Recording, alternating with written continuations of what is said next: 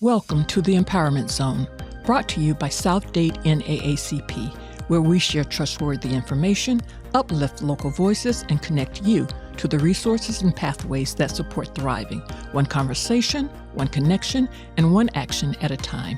It is where South Miami-Dade listens, learns, and leads. And I'm your host, Harold Ford. And today we have two very special guests that we're going to introduce to the family. The first is Miss Kyrie Salters, and she's basically here, again, to talk about mental health, as well as her captain, I could say, which is Miss Cherise Watson. Welcome to the Empowerment Zone. Thank you so much. And again, the topic of mental health has been something that we definitely have in need of having a lot of conversation around.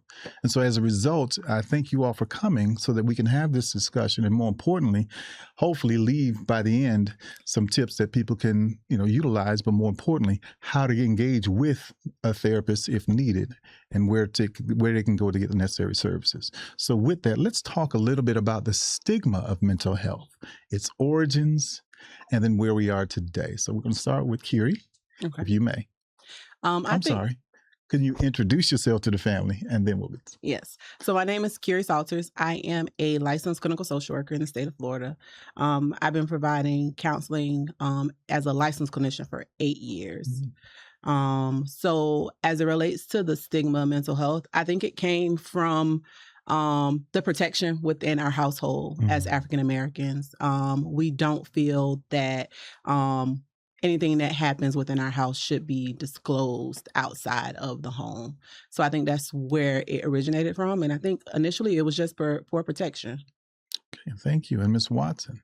Hello, I'm Cherise Watson. I am a licensed mental health counselor. I've been practicing for the past 15 years.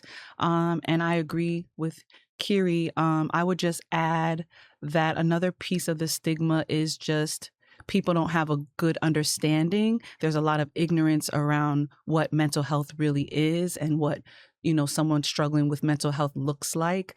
And we have this quote unquote, I'm not crazy situation. So you're like thinking whatever it is that's going on is not requiring me to go to therapy. I'm not crazy. It's not that serious. But, it doesn't have to be a big mental health crisis for you to seek help. And, you don't have to feel embarrassed. I think there's an embarrassment around it. Right. And I agree with you 100%. And have we seen things change as it relates to the stigma in recent times or in our current situation? Start with Ms. Watson. Sure. Absolutely. I would say we've seen a significant change and a lot more people of color, Black people, Caribbean people, Latinx, they're seeking therapy now. I saw a shift during the pandemic, especially when we were locked down and we could not go anywhere and do our normal routines. Sheltering in place brought about a lot of anxiety, a lot of grief, a lot of depression, and certain people started to seek out at least telehealth services, I would say. Okay.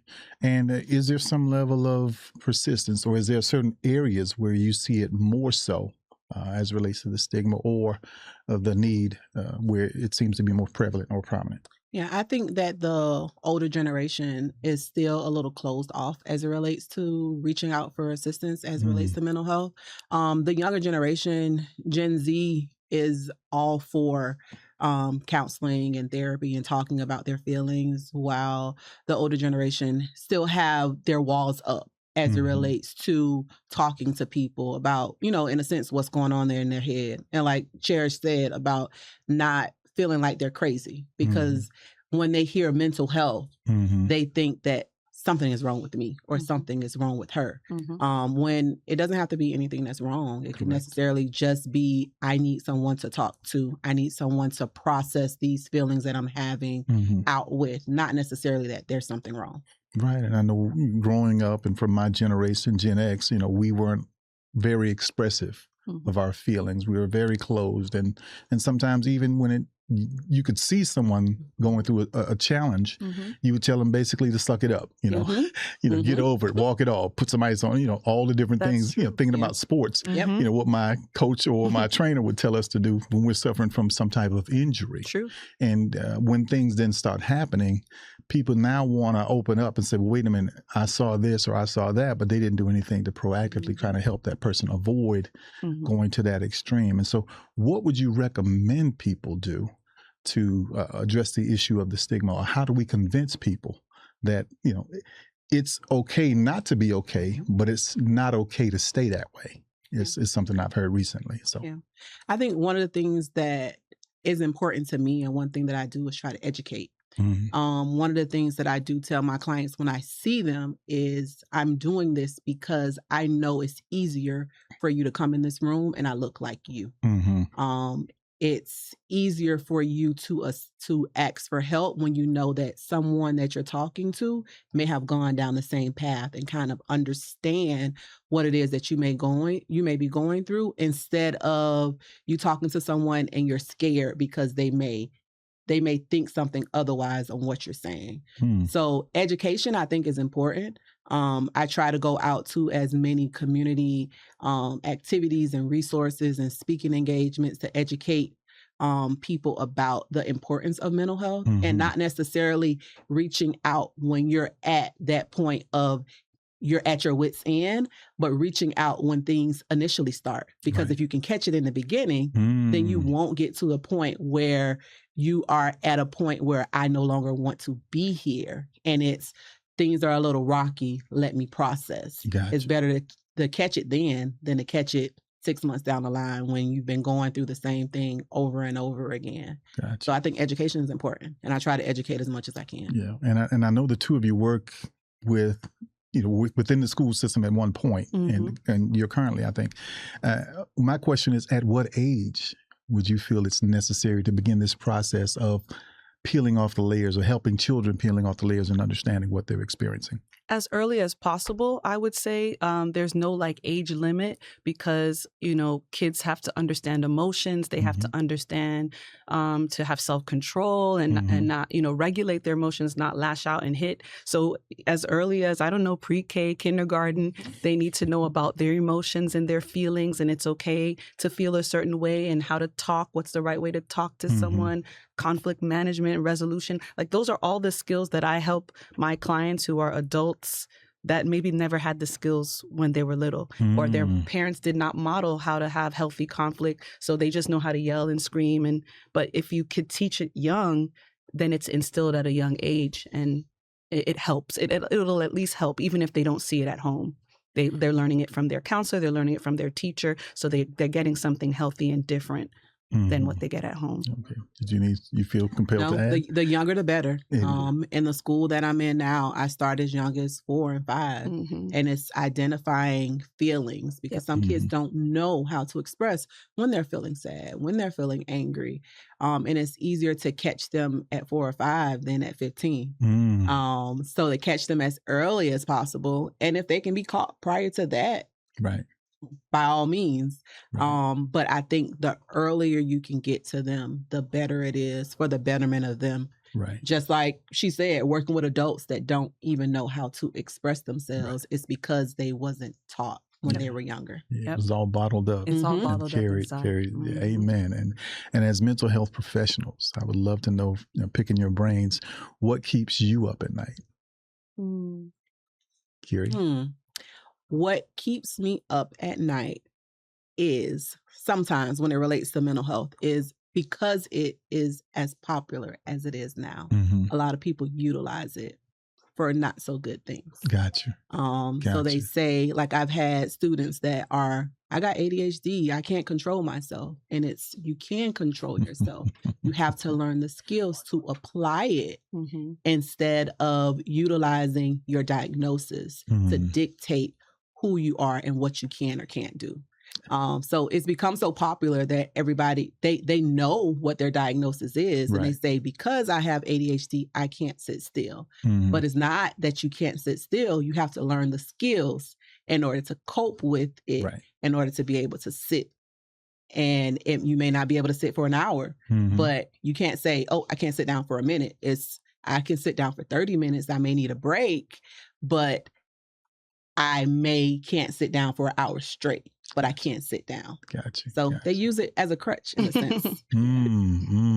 I would say for me, you talked about the different generations, and you have like baby boomers, you have Gen X, you have millennials, you have Gen Z. And I would say all the work that I'm doing to help teach these skills, to help someone know how to communicate, whatever it is, work through conflict, trauma, they go back into the environment and have to struggle through. Even though they have the skills, the environment is the same, and it's unhealthy, and it's really difficult to navigate. And within those different generations that I listed, let's say baby boomer or whatever, Gen X, are so strict and so rigid and not willing. So the person might be telling them, hey, I learned this in therapy or whatever, and it just doesn't budge. So that is difficult, to see, because there's nothing I could do about that. I can do presentations, podcasts, do therapy, but you have to go back to that environment and figure out how to navigate those dynamics, those relationships. Yes. And it seems like, stemming back from what you were just mentioning, that there's some level of manipulations that's done sometimes. And I do recall it when I was a school administrator. Children would say, well, Mr. Ford, I have anger issues. I said, guess what? Me too. I just control mine. I need you. We're going to work together to control yours, So it doesn't matter. We all, anger is an emotion. It is. And we are all filled with the different emotions. So using that, like you say, as a crutch, is unacceptable. And our goal is to teach them how to properly use those skills that you provide for them as therapists so that they can, be healthier and stronger individuals. And, because there are so many types of mental health professionals, you're talking about counselors, social workers, psychologists, psychiatrists, and others. They have also very different training backgrounds and degrees. So from masters to PhDs, doesn't matter what type of provider someone sees or what degree they may have to get the proper services and care. I would say we all pretty much generally do the same thing. So even if you have a social worker or a mental health counselor or marriage and family or a clinical psychologist, we all study psychology. We all study behavior. We all know the different modalities and ways to treat whatever is presenting. But it would just be important for you, based on what's going on with you, to do your research to find a practitioner or a clinician who may specialize or have a lot of experience and background in what you're working on, wanting to work on trauma, wanting to work on eating disorders, wanting to work on conflict in your marriage. You want a couples counselor, then you can find someone who has additional training or specializations in what you need specifically. Okay. Yeah, I agree. And I would like to add that also being able to find someone that you can relate to and you can build that relationship, because therapy isn't one-sided. You guys have to work together. Yep. So being able to find someone that you can build rapport with and being able to kind of, I can sit and listen to this person and I can take their advice and the information that they're providing to me in order to bring it back to my life. And I think that some people think that finding a clinician is a one-time thing, when sometimes that first clinician may not be your match. Right. Even though you may have thought that you picked the perfect person, it may not be. And being honest and being able to say, hey, I understand that we started this, but I don't feel like we match. Yeah. And if we don't match, that's okay. It's okay. But also, if you don't match with the first one, don't give up. Right. Go find somebody else. Right. Right. And I would say, but the onus be on also the clinician or the patient. Because sometimes me as a patient, I like you. I want you to be my counselor. But you may say, well, listen, I don't see progress being made. I think you need to see, so, who would you recommend, or both could have, be party to that conversation, but how do you help someone make sure either you're the right fit or that you're not the right fit? And then what do you do in that regard? I would say you have to feel it out. Like it's almost like a test run, like you test drive a car, and then you would be able to notice certain things. So I'll use myself as an example. I was dealing with a lot of grief, and I was like, I can't take it anymore. I need to talk to someone. And I started looking for a therapist, and it was so hard. I am a therapist, and it was so, so hard. But I tried. I called. I set up a consultation. So you set up a consultation. You speak to them. You ask them questions like, what's your approach to therapy? be, how much experience, and you kind of get a vibe when you talk to them. Yeah. But if you can't really tell in the consultation, once you start the process, you'll see how they work, and they might make you feel kind of put off or whatever it may be. And then you can go from there and say, you know what, I'm not really comfortable. I think I'm going to find someone else. Or, you know, in the consultation, that's free. It's like 15, 20-minute conversation. You say, thank you. I'm still shopping around for therapists. I'll call you back if, you know. So it's on the client, but it's also on the therapist to say, like, I don't think I'm the best fit for XYZ, but I think the client has a lot of agency. Gotcha. Yeah. I agree. And as a clinician, I've told clients that I don't feel that I would be the best. And I think it's important for us to be able to say that. Yes. It's hard when it's your profession and that's your money, right? So it's like, hey, I need a client, but this client needs X issue, and that's not my specialty. Gotcha. And I've told clients a lot of times, like, I don't specialize in couples. Like, I'm not comfortable with speaking with couples. I prefer you to go to this person because I know for sure that they'll be able to assist you in your needs. If you have an individual issue and it's one of the things that I specialize, then by all means, I'll be able to assist. But being able to be as honest as possible, even if that's going to take money out of your pocket, another client's coming. Correct. So being able to be as honest as possible. So it's both ways, client and clinician. And I'll add real quick, it's on us to provide a referral. So if we are going to say, I don't feel comfortable, to be honest with you, I don't specialize in that, here are a couple people you could go to. So, you know, it'll work out. And I know we've talked about the dynamic of sex, you know, I'm sorry, not sex, but gender. Gender, yeah. You know, I mean, male or female. Male or female. I understand. Gotcha. Lord have mercy. We knew what you meant. No, but, you know, sometimes, you know, a male, you may not feel comfortable with a male client.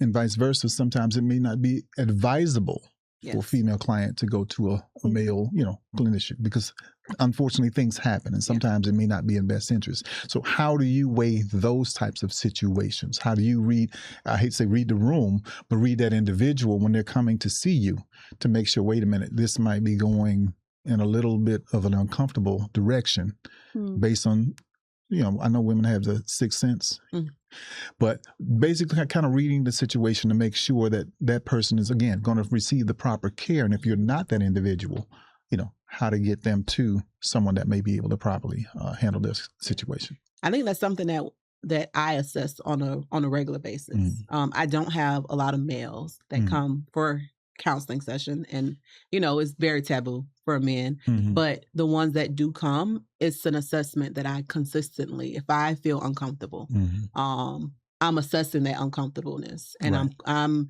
taking that back within myself and asking myself, what is it that I'm seeing? Why is there reservation when it comes to this client? But also for safety purposes, I ensure that when I do see a male, it's not my last client of the day. Correct. Gotcha. I'm ensuring that there's someone in the office to make sure that I'm safe. So there's some safety factors that I put in place, and that's for male and female, because I sit by the door just in case. But ensuring safety is really important, but also being able to kind of talk to other clinicians and say, hey, this happened in session with a male. What do you think is going on? And just getting that second opinion. Gotcha. To be able to say, okay, maybe I wasn't wrong with what I was thinking. And maybe it's time for me to have this conversation with, hey, I don't feel that this would be in the best interest for us to continue this therapeutic relationship. Gotcha. I would like to refer you to someone else. Okay. Perfectly said. That's exactly, that's what I was thinking. Like, I would bring someone in, not be by myself ever, but bring someone in to kind of say, hey, this is what happened, get some expertise, talk it through, and then make a plan. But also always checking, like what she said. Okay. And I know that, you know, between the areas of psychology and psychiatry, you know, a lot of people don't know and understand the difference. So can we go ahead and explain to the community, you know, what is the difference and how do you know which one you need to seek? And then again, I know sometimes psychologists will refer individuals to psychiatrists. Correct. But, you know, help the community understand what the difference is between those two. Sorry, Ms. Watson, and then you, Ms. So psychology is just the mind, behavior, and all of that. Psychiatry, they are medical doctors. Mm-hmm. If you go to seek psychiatry services, you're seeing a medical doctor who can prescribe psychotropic medication Mm-hmm. to assist with, antidepressants, anti-anxiety, mood disorders, whatever it may be. And a lot of times with my clients, when they're having certain symptoms over a course of a long time and we're not seeing progress or it's escalating and they need more assistance to help them beyond what they're learning in counseling, I give them education about psychiatry. And I say, hey, have you ever thought about it? This is what it would look like. You'd have a psychiatric evaluation. They're going to ask you questions, gather information about your symptoms, whatever. And then they'll be able to say, hey, you might look like you're dealing with this, and you start on a low dose. They monitor you. You do medication management, things like that. But it's different from psychology in that psychology is you're going to be talking about your feelings. You're going to be learning tools, but we do not prescribe. We are not able to prescribe, but they can. Okay. Anything you could add?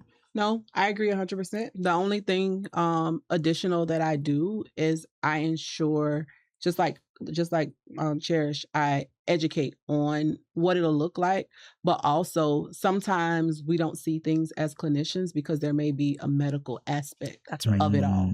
So being able to go to a psychiatrist and there may be something that the psychiatrist saw that we didn't see as a clinician. And they're able to come back to us and say, hey, well, the psychiatrist said that this is my diagnosis. And then we go back to the book and say, hey, well, this is their diagnosis. So we're able to properly diagnose them because a medical doctor has seen them and they have, a little bit more of an educational background to be able to give a diagnosis that sometimes we don't see as a clinician. Gotcha. Awesome. So one of my last questions, or as we're getting ready to wrap up, what questions should an individual ask to assess the authenticity of their mental health professional? The authenticity. What do you mean? Well, when you basically kind of feel out, see if that person is whom they would also feel comfortable with receiving services from. In other words, if you're going to see a psychiatrist or a psychologist, what questions would you have for them before they begin providing services to you? Okay. So I think it's important to ask about education. Okay. Education is important to see, what kind of degree do they have, if they have a degree. They should. A lot of institutions out there. I'm just saying. How long they've been in the field. Yes. What their specialties are. Because you want to make sure that if you're going to someone for anxiety, that they specialize in anxiety, that they've had experience with working with people with anxiety. So I think specialty is important. Okay. And also being able to see what type of therapy approach they use, because there's different types of approaches. Gotcha. So we learn different things. Yep. Sometimes it's on a baseline because everybody knows cognitive behavioral therapy. Correct. But what more do they know? Right. So being able to find out what their therapeutic approach is, and seeing if there's a match in that aspect. Gotcha. I agree. I would say the finding out their therapeutic approach is going to be really major, and if what they specialize in is major, because that'll probably make it click. Like, oh, they have a lot of experience in anxiety. I'm having panic attacks. They use blah blah blah treatment. I need that. I want that. I know for me, I do a lot of trauma work. I specialize in trauma. I specialize in the treatment of adult attachment disorders as well. And so I am EMDR trained. So I always say, hey, I'm EMDR trained, and that can help with trauma. I'm trained in attachment. That can help with trauma. I'm trained in mindfulness, blah, blah, blah. So I give the litany of things that I specialize in and the ways and approaches that I use it. And if they feel comfortable with those approaches and they're open to it, that would be a good fit, I would say. Awesome. Well, as we get ready to wind down, my final question would be for you all to provide some parting words. What would you tell the family, and then also tell them how they can get in touch with you? Sure. I would say, like he said earlier, it's okay to not be okay. but it's not okay to stay that way. I like when you said that. So don't be afraid to reach out for help. You can ask someone, maybe you know someone, your family or a friend, like, hey, I think you were talking about counseling the other day. Like, how did you do it? And they can lead you and guide you. You can find me online. I'm the owner of Cornerstone Center for Counseling. So I provide telebehavioral health services to individuals. I accept insurance as well as private pay. And you can go to www.cornerstonecounseling.center. You can email me at info@cornerstonecounseling.center. And you can follow me on Instagram at ccc_counseling. Awesome. My parting words is it's okay to reach out for help. Even if it's something small. So reaching out for help does not mean that you are weak. It doesn't mean that you can't do things on your own. Sometimes we need assistance. So that's what I part with. You can find me. My website is ksbmh.org. I am the owner of KS Behavior and Mental Health Services. I provide both individual and family counseling, in person and telehealth. I have an office in Homestead, Florida. You can find me on social media at ksbehavior.mentalhealth. That's where you'll find me. Amen. Well, Ms. Watson, Ms. Salters, thank you all for coming out and sharing with the family. And we thank you all for viewing this episode of The Empowerment Zone. Thank you. God bless. And we'll see you at the next episode. Thank you for joining us in the Empowerment Zone, brought to you by South Dade NAACP, where information becomes action, voices become movements, and community becomes change. We hope today's conversation inspired you to stay informed, stay engaged, and stay empowered. Remember, our voices are strongest when they are heard at the ballot box.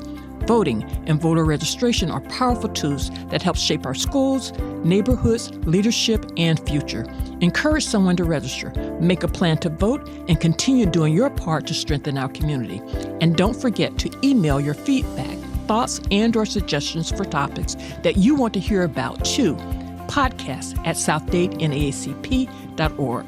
Until next time, keep listening, keep learning, and keep leading, because together we are building a stronger South Miami-Dade, one conversation at a time.